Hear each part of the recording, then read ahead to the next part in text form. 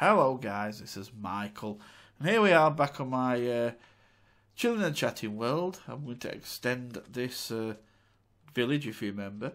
I started doing some work. I've dug a load out, a load more out. I did that while I was playing earlier. So now we are, I thought I'd play a bit more, clear a bit more out. It's coming, the sun's going down. I'm going to need to build another chest, because the one I've got is now full of sand. So let's see about doing that. Make a double chest. And yeah, let's put some more stuff in because I've been digging this stone out, so that'll come in handy. So let's just put everything in that I don't want like that. Yep, that'll do.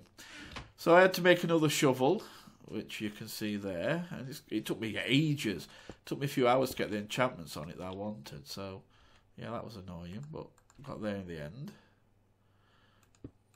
So night time's coming, so I might as well go and sleep. So anyway, here we are. I thought I'd do a Chillin and Chattin because I was looking through some of my old messages that I got ages ago, and I found one from actually a few months ago now. I'm not even sure if the person even watches my videos now that asked this. Hell, I don't even know if they even subscribe to me anymore. They might have unsubscribed to, once they got the name on Monsters Monument. Quite a few did from around that time. I think a lot joined because they wanted the name on Monsters Monument, and they used to message all the time, comment all the time, say, "Oh, you're awesome, LordUg. Love your videos. Won't watch anything else. Blah blah blah." Which, of course, I'd rather they did watch other people because it's nice that a lot of people get support. But they were saying how basically awesome and that, and then once they got the name on Monsters Monument, I never heard from them anymore. So it was like, oh well, that's what I kind of expected it, but so I don't even know if he's even around, but I'll answer his question anyway, because it gives me a chance to tell a story from it. So you know how I am at telling stories. I like to tell some eventually, and you guys used to like to hear the stories I told when I did the Chilling and Chatting episodes. So he asked, did you or do you still play sport, and if so, what sport is it, and did you ever get in any trouble playing it? Okay, good question. So, did I ever play sport? Yes, I did. And I used to play cricket for the village I live in. And I wasn't too bad. Played pretty well. I could bat, I could bowl. Basically what you'd call an all-rounder. I could do most things. And so one day, I'll tell you a story, because he said, did you ever get in any trouble? And I did. On a personal level, there was one time I got in, I suppose I didn't get in trouble as in, with the umpire or anything, but I did get in trouble as in I had a run-in with another player.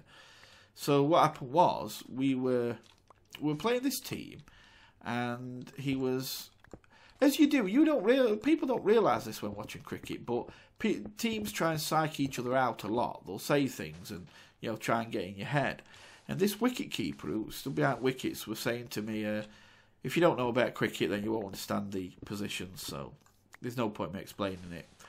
And this wicket keeper stood behind the wickets, were crouching there, and he was saying things like, "Oh, this bowler hit somebody in the face last week and put him in hospital. He broke his nose. And he told me he didn't like the look of you, so we were going to break your nose and put you in hospital." They were all there just to try and get in my head, basically. So I looked at him briefly, crouched there over behind the cricket stumps, and I said to him, is it uncomfortable, crouched there like that while wearing your wife's underwear? Now, I don't know if he were married or not. It just seemed a funny thing to say at the time. And the next thing I know, he is running round the wicket, the stumps, and he's basically tackling me down with a rugby tackle. So we rolled around a bit on the floor, and I managed to get on top and kind of pinned him down. And people came and pulled us apart, and so that was basically it. But because he'd caused the trouble, he got kicked off the pitch. He got told to get off by the umpire. So he looked at me and he said, parking lot after the match. And I thought, well, if we want to be children and do that kind of thing, then yeah, I'm up for that. I don't mind. So after the match, I got changed, into my cricket gear, into my normal clothes, and then I went out into the parking lot to see if he was there. And he was in his car with the window open, starting to drive off. So I ran after him in his car, and I was trying to catch up with him so I could punch him through the window. But I was only about 17, so I didn't really care about things like that. Even though I could have caused an accident, it didn't bother me. I just wanted to punch him. So, yeah, he managed to get away anyway. I didn't catch him. And I just thought to myself, well, I'll game next time. Because, of course, like football, you play teams twice. So we were going to play him again. We played when I next saw him, when we played him for the second match, I was going to get him then. So anyway, a few weeks later, we actually played them again, and it just so happened that he was ill that day, so he couldn't play. Somebody else had to take his place. How unfortunate. But yeah, that's probably the most trouble I got in an actual single way. But we didn't really have a team fight thing going off. It was like a scene from West Side Story. Like two gangs just stood out there waiting to have a go at each other. We used to have a young boy playing wheels. He was only about 15, and I think he was called Jamie. And other team, for some reason, started picking on him. A couple of members of other team started picking on him. Well, one of our team saw that and went and pushed him around and caused a bit of trouble. And well, basically, what it came down to, where they said, like that wicketkeeper said to me, they basically said, right, well, we'll see you all in parking lot after. So we had some psychos in our team, the kind that when they got out at batting, they'd walk into pavilion and throw bat at wall and things like that. We had some pretty bad nutters. So we were like, yeah, okay, no problem. So anyway, when it came to go into parking lot after, don't know why, but some of our team grabbed wickets, cricket stumps, and I don't know if they were going to smash their heads in with it, I don't know. They just grabbed them and hid them behind the backs and walked out onto parking lot. And so we're waiting, and they came out, and we were already stood there, and they were face off. Everybody's looking at each other, going, come on then, let's do this, blah blah blah. But then in the end, the two that were picking on that lad stepped forward and apologised and asked him if it was okay to drop it, and he did. He was only a young lad. He didn't really want to fight, I suppose. And the guy across from him was about 6'2", so I suppose he didn't really want to face him. So yeah, that was it. He said, okay, let it drop. So we let it drop, and that didn't come to blows either. So there you go. Do I still play? No, I don't, and I'll tell you why. Here's another story. The captain. We had two teams, a first team and a second team. And I was in the second team. The problem was that me and the second team captain didn't get on. We didn't like each other, pure and simple. Didn't. And we never did. We used to be honest about it. I told him straight. I said, look, you know, guys, how honest I am. I've always been very honest with you guys, even. I don't hide anything. When I speak, I just say what is really true, to me anyway. So, and I've always been that way, even when I was a teenager. So I basically said to him one day, he says, me and you don't get on, do we? I said, well, that's partly because I don't like you. I really, really don't like you. I don't like your son. I don't like your daughter. I don't like your wife. I don't like you. So we didn't get on from that day. Yeah, that was just me being honest. But yeah, we didn't get on from that day. So, but he had to kind of deal with me in a more professional way when we played cricket because he was the captain.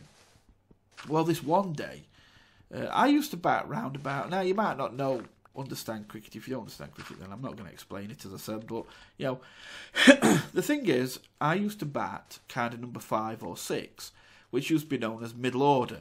It's because there's 11. There's 11 in the team, and kind of middle order is like your 4, 5, 6, 7 area, and I used to bat around about 5 or 6. Well, this one day we lost a couple of quick wickets, really quick. Like we'd lost 2 wickets in about in about 3 overs. So yeah, the captain were talking to me. I don't know why he came to me all of a sudden, but he was talking to me, and basically said, "We're in trouble here. We've lost a couple of quick wickets." And what I could do with was someone batting further down the order who could anchor the last few, the bottom of the order, if you wish, or the tail. They call it the tail end.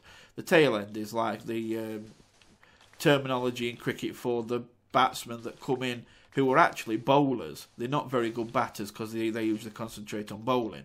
So you put your best batters in first, then you put them that try and score the quick runs in and big scores very quickly. They're your middle order, and then you put your bowlers at that tail end. So they're the very last ones to go in.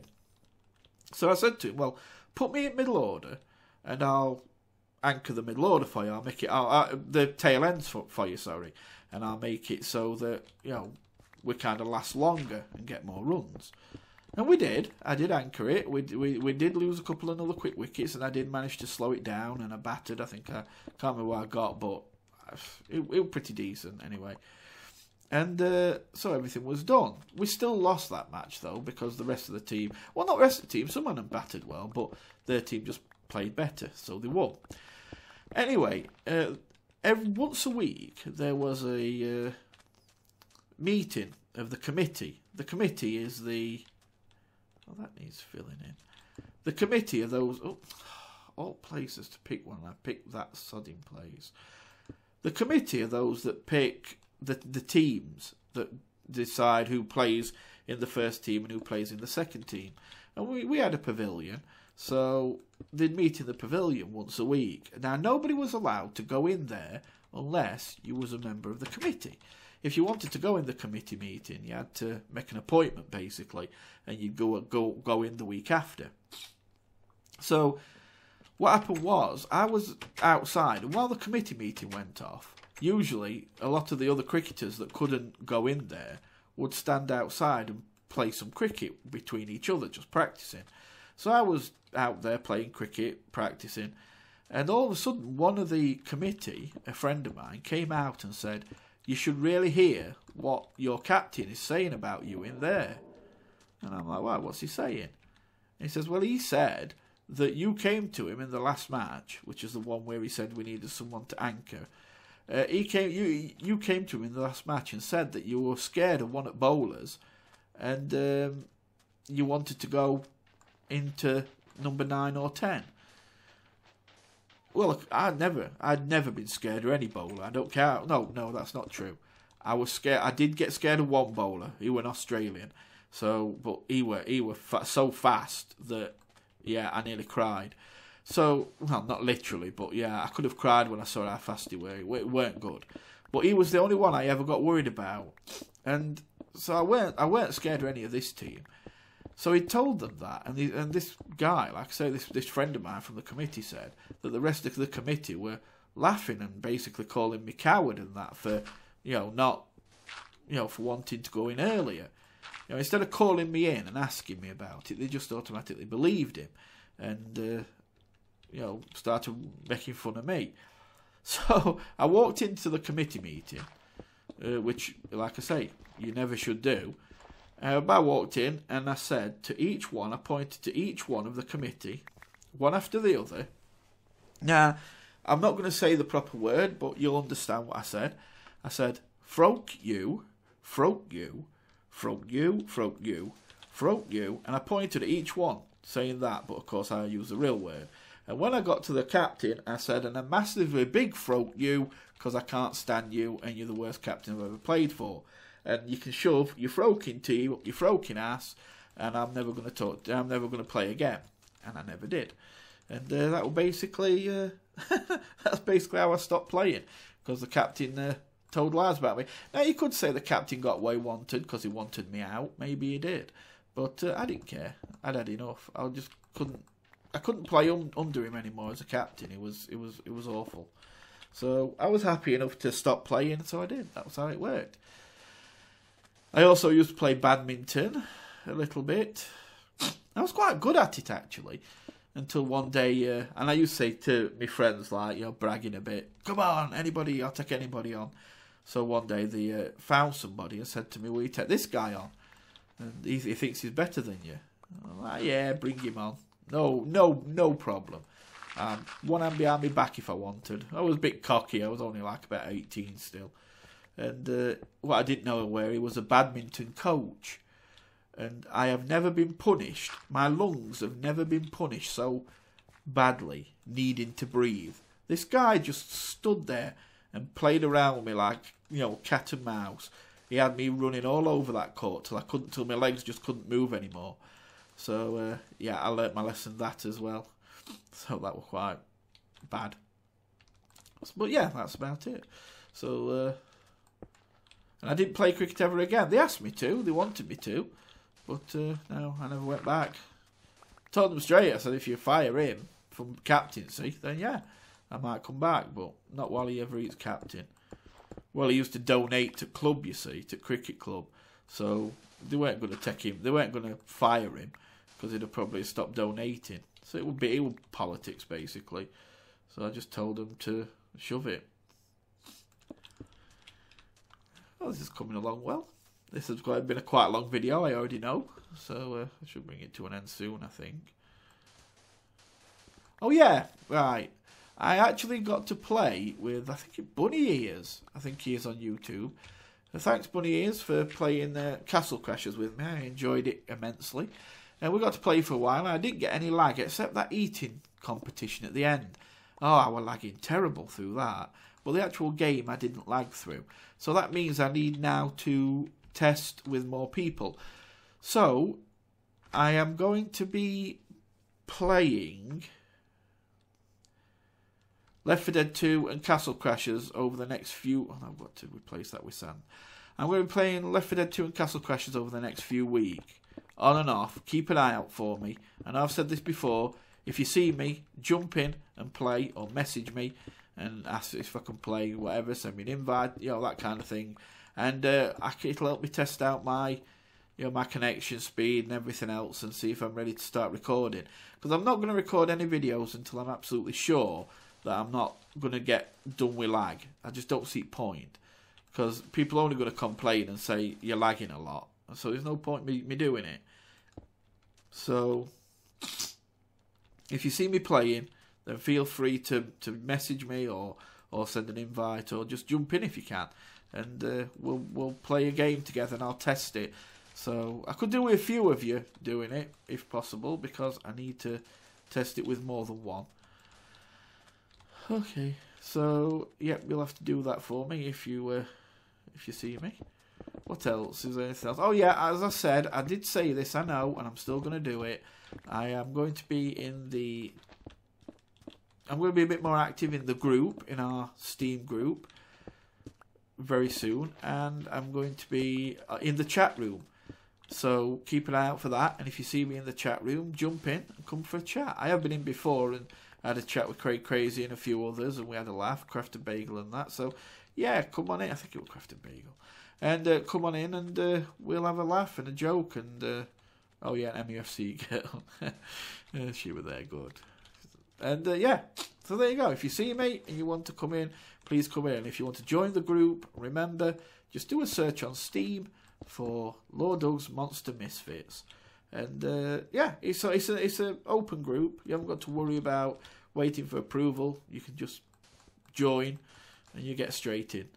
And yeah, so I'm hoping to get Earthbabe to get on as well. So that would be good. She said she will, but she's been working again recently. So hopefully she'll get to play a bit more, get to be on a little bit more and chat a bit more. I know she wants to, but you know, life doesn't always work like that. Oh, I nearly forgot. Yeah, somebody asked me to wish them happy birthday. They know who they are. They asked me a message, so I'm not going to say your name, and you didn't tell me to, so I won't. But you said, can I just wish you happy birthday on a video? So you know who you are. Happy birthday. And you did say one thing that I'm going to address. You said, I'll say your age because you are, you know, because I'm not saying your name, so it doesn't matter. And you went, oh, I'm getting old, 32. Oh, all this, right? Well, look, let me tell you my way of looking at things. You say, about, getting old, 32, but you've got to look at it this way. What you should be doing is happy. You should be celebrating that fact. Because, without meaning to get too morbid and depressing, there's a lot of people who don't live that long. There's kids out there that die before they even see 10 years old. There's teenagers out there with terminal illnesses that are never going to, get married. They're never going to know what it's like to laugh and joke or watch comedies or watch horrors and curl up with someone. Or they're never going to know this stuff. They're going to die way before they ever reach your age. And believe me, if they could, they'd swap with you in a heartbeat. And would you swap with them? Of course you wouldn't. If I said to you, would you like to die at 18 or 16 or 10? Or would you like to be 32? Trust me, you'd like to be 32. So what you should be doing is celebrating the fact that you're healthy, that you've lived that long, that you know what it's like to have smiled and to have laughed and to have loved and to have done all them things. Don't look at getting older as a curse. Look at it as a blessing, because there's people out there who will never know what it's like to be old. And believe me, they'd love to.